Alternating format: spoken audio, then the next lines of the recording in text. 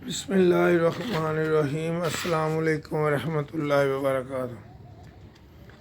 ये कैक्टस के पौधे हैं मेरे पास। तो अल्हम्दुलिल्लाह सारे ये देखें कलियों से भरा हुआ है और फूलों से भरा हुआ है और इतने प्यारे और अच्छे फूल हैं। सारा क्या है, ये देखो कलियों और फूलों से भरा हुआ है। ये इतनी बड़ी इसकी कली होती है ये वाली, तो इसके अंदर जो है ना ऐसे हवा सी भरी होती है। ये बड़ा प्यारा और ख़ूबसूरत इसका फूल है।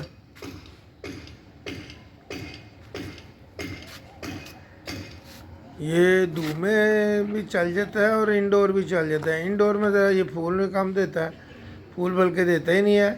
तो आउटडोर में ये इसकी आजकल सीज़न है, ये फूल वगैरह इसके बन रहे हैं और अल्हम्दुलिल्लाह रोज़ाना देखने को मिलते हैं। आज भी देखें कुछ 6-7 इसके ऊपर बने हुए हैं।